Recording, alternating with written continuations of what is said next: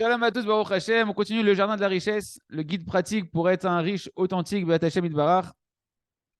Et on était en pleine histoire, rappelez-vous, de l'élève du Baal Shem Tov. Je vous la refais très courte. On était resté en plein suspense. Cet élève du Baal Shem Tov, il a eu un Yetzara de vouloir voler. Il est parti, il est rentré dans la maison de la grande noble Sarah du quartier, une femme très riche qui vivait seule, et tout était ouvert, les gardes étaient endormis, la caisse elle était ouverte, les bijoux, tout était à disposition. Si c'est pas possible, j'ai une aide du ciel incroyable. C'est Hachem, j'ai honte. On dirait que tu m'aides pour voler cet argent comme si cet argent elle m'appartenait. Et il a eu un moment de conscience et il s'est enfui. Il a crié vers Hachem et il s'est enfui. Et on s'est arrêté à cet instant-là où, avec cette pensée de Teshuvah, il est parti. Il a crié à Kadosh Baruch Hu, sauve-moi! Tac! Et il est sorti de la maison, il n'a rien pris avec lui. Et voilà que le lendemain, là je reprends l'histoire où on s'est arrêté vers le début de la soirée.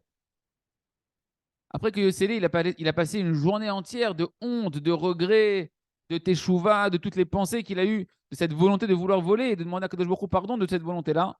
Voilà qu'il y a un envoyé du Baal Shem Tov qui l'appelle. Amenez-moi Yossele, je veux voir Yossele.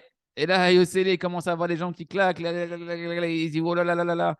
Il va rentrer dans la chambre du Baal Shem Tov.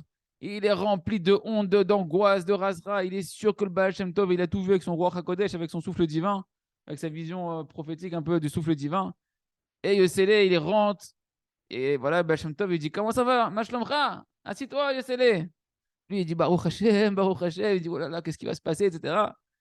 Et le Baal Shem Tov, lui dit, Yossele, voilà qu'il y a Sarah, la noble, qui est venue me parler. Tu vois de qui je parle?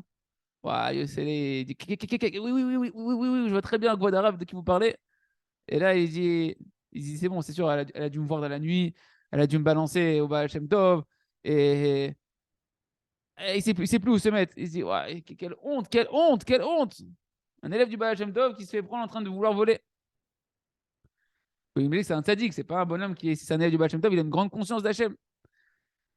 Et donc, voilà que le Baal Shem Tov il continue, il dit, tu sais, Sarah, c'est une fille unique. Et avant que son père il meure, il m'a demandé de faire attention, de prendre soin d'elle et de me soucier, de tout garder, tous ses biens, etc., et que tout se passe bien pour elle.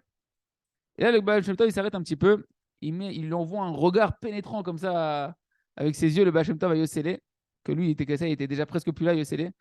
Et le Baal Shem Tov, il continue et il lui dit, regarde, Sarah, elle est venue me voir ce matin et elle m'a demandé de lui trouver un khatan, de lui trouver un jeune marié.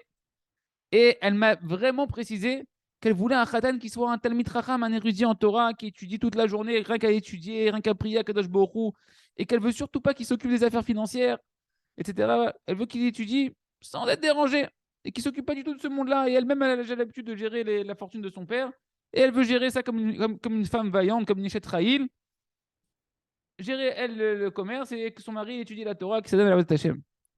Et Baal Shem Tov, il a fait un grand sourire, bien évidemment. Vous avez compris que Baal Shem Tov, il avait déjà tout vu. Beruach HaKodesh, il fait un grand sourire à Yossele. Et il lui dit, au début, je n'étais pas prêt, je savais pas avec qui la marier. Puis Hachem, il a mis dans ma tête que c'était le temps que toi aussi tu te maries. T'es encore célibataire. Et Hachem, il a éclairé mes yeux que Vadaï, vous êtes un couple du ciel. Comment il a éclairé les yeux? Il a vu que l'argent, il pouvait la voler sans rien du tout, sans faire quoi que ce soit.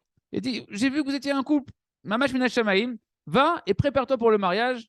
Je veux que le mariage se passe très rapidement avant les prochaines fêtes. Et là, Yossele, il est choqué, il est stupéfait. Il sort de la chambre de son maître, du Baal Shem Tov, il va dans la rue et il sait plus quoi penser. Il s'assoit sur un banc sur le côté, il regarde tous les événements qui se sont passés. Il s'émerveille de la Hashgacha, de la miséricorde d'Hachem, de la providence du Créateur. Mamash, il a failli s'évanouir en s'imaginant rien qu'est-ce qui serait passé si j'avais pas tenu mon épreuve, si j'avais volé l'argent de Sarah, j'aurais volé mon propre argent et j'aurais perdu le bon futur qui aurait pu m'arriver au lieu de vivre dans la largesse, m'occuper de la Torah et de la prière. Qu'est-ce que j'aurais dû aller me cacher avec l'argent que j'aurais volé? J'aurais dû m'éloigner, certainement que j'aurais même quitté la Torah et le judaïsme après avec ce chemin-là. Et Yossele, il a remercié Hachem en pleurant à Kadosh Baruch Hu qu'il ait pitié de lui et qu'il l'a aidé à tenir dans son épreuve.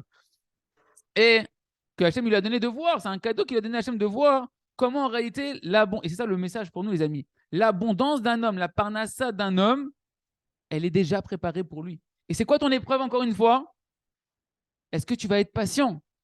pour recevoir cet argent que tu dois recevoir en son temps, de manière permise et propre, et profiter de toute la bénédiction que Hachem veut te donner dans la Parnassa, ou bien non, tu veux précipiter les choses et prendre l'argent de manière interdite.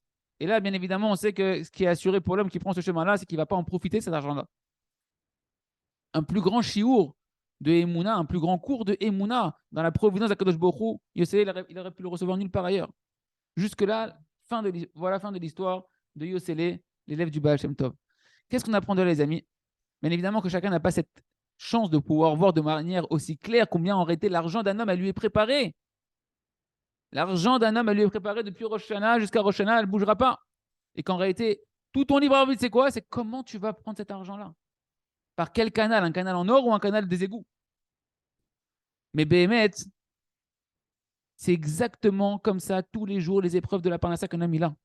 Ton argent, elle t'est préparée. Et dans le ciel, on va te mettre à l'épreuve. Est-ce que tu vas précipiter les choses?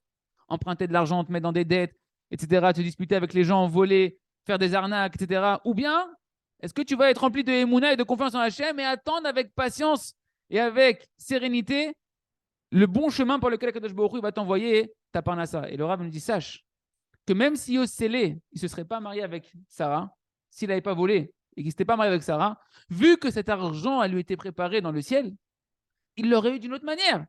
Soit qu'elle aurait voulu financer un Talmid Chacham avec cet argent-là, et il aurait aussi cet argent-là, ou bien il aurait fait une affaire avec elle, etc. Parce qu'Hachem, il a une infinité de chemins pour amener la parnassa à un homme.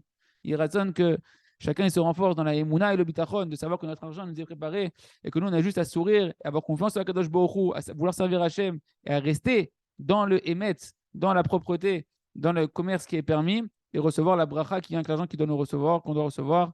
Chazak ve nitrazek.